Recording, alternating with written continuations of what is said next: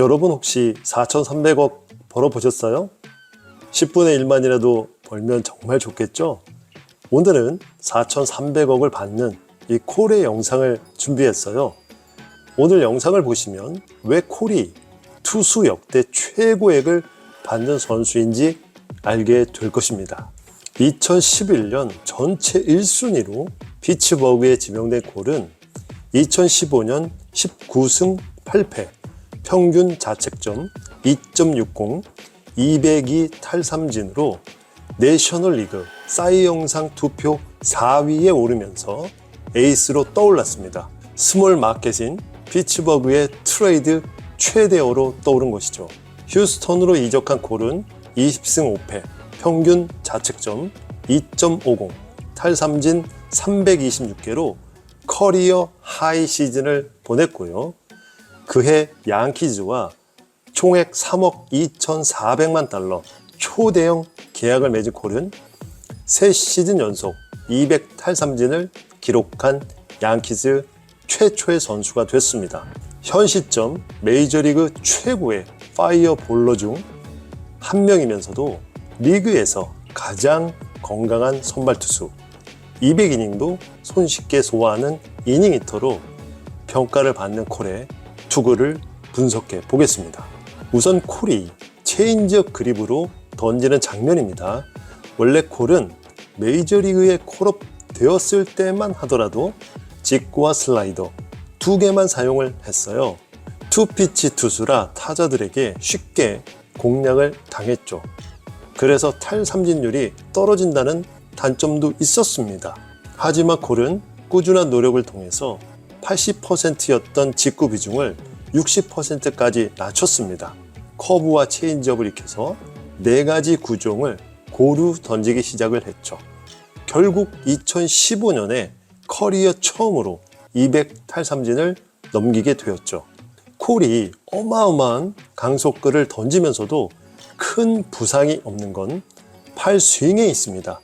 팔 스윙에서 팔꿈치가 어깨보다 올라가지 않습니다. 백스윙을 할 때 팔꿈치를 어깨보다 올리는 투수가 많습니다. 어깨를 올려야 오버핸드로 강한 힘을 낼 수 있다고 생각할 수 있습니다. 하지만 그 동작은 어깨에 많은 부담을 주죠. 물론 콜도 투구 폼이 단순하다는 지적을 받았어요. 디셉션, 그러니까 공을 숨기는 능력이 부족하다는 것이었죠. 투구 폼이 단순하면 타자에게 쉽게 노출된다는 건데 저는 그렇게 생각하지 않아요. 모든 선수는 일관성이 가장 중요하죠. 꾸준하게 부상 없이 잘 던지려면 투수는 쉽고 단순하게 던져야 합니다. 여기에서 어깨를 올리면 불필요한 힘이 들어가는 겁니다. 콜의 팔꿈치를 보면 160도 각도로 활처럼 뉘어져 있죠. 메이저리그에서 이 던지는 모든 투수가 이런 각도를 유지하고 있지 않습니다. 이건 보기보다 어려운 동작이죠. 유연성이 떨어지는 투수들은 100도, 110도 정도를 보일 뿐입니다. 저는 최소한 140도 정도는 만들어야 한다고 생각을 합니다. 그래야 강한 공을 던질 수 있고 부상도 피할 수 있을 겁니다. 뿐만 아니라 손목도 뒤로 떨어뜨렸죠. 공을 단단하게 쥐고 있어야 하죠.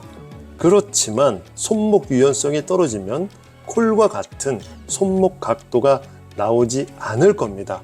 많은 연습이 필요한 부분이죠. 손목 유연성이 떨어지면 강한 스냅을 구사하기 어렵죠. 자, 그런 다음 하체 이동과 함께 팔은 자연스럽게 이동이 됩니다. 이때 팔이 아닌 몸이 중심 이동이 되면서 자연스럽게 팔은 따라가는 겁니다. 그러면서도 중심 이동이 되는 과정에서 팔꿈치와 손목은 이동 경로를 이탈하지 않습니다. 전진하는 힘을 방해하지 않으면서 그대로 앞으로 끌고 가는 모습이 인상적이죠. 팔꿈치가 리드하고 손목은 뒤에 있습니다. 모든 힘이 공에 충분히 실리고 있는 모습이죠. 이때 어깨보다 팔꿈치는 올라가 있습니다. 이때는 백스윙과 달라야 하죠. 이 각도가 유지가 안 되는 투수가 많습니다. 왼쪽 어깨를 지나치게 내리면서 오른팔을 스윙하려는 것이죠. 이렇게 억지로 폼을 만드는 투수들이 있습니다. 하지만 투수들이 이 자세만 만들어도 기본을 잘 갖췄다는 평가를 받을 것입니다. 이 동작이 안 되기 때문에 강속구를 던지기 어려운 것이죠. 그리고 콜의 폴로스로를 유심히 봐주세요. 던지고 난 후 오른손은 왼쪽 허벅지에 붙습니다. 콜은 의도적으로 폴로스로를 연습했습니다. 이 동작을 만들기 위해 피나는 훈련을 했죠. 콜이 마이너리그 시절부터 스카우팅 리포트에 꾸준히 지적받은 게 있죠. 그건 타자들이 쉽게 공을 골라낸다, 그리고 배트에 잘 맞춘다는 것이었죠.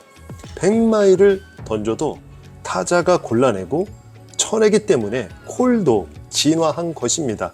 그때부터 콜이 폴로스로에 심혈을 기울입니다.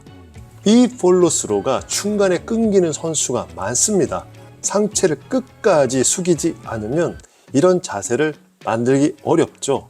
폴로스로가 콜과 같다면 공 끝에 힘이 있고 부상을 줄입니다. 그렇다면 제가 가장 선호하는 피칭 스타일인 페드로 마르티네스를 볼까요? 역시 콜처럼 폴로스로의 팔이 왼쪽 허벅지에 닿습니다. 이들에게 분명 배울 점이 있습니다.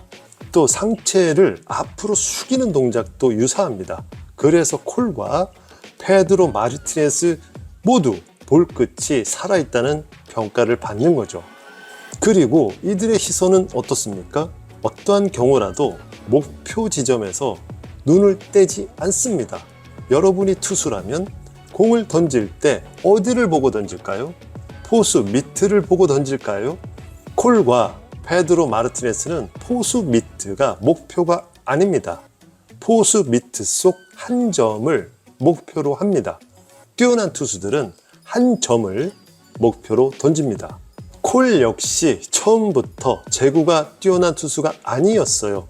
들쭉날쭉한 제구력은 늘 불안한 부분이었고, 실제 경기에서도 제구가 맘대로 되지 않을 경우 흥분하는 기미가 보였습니다.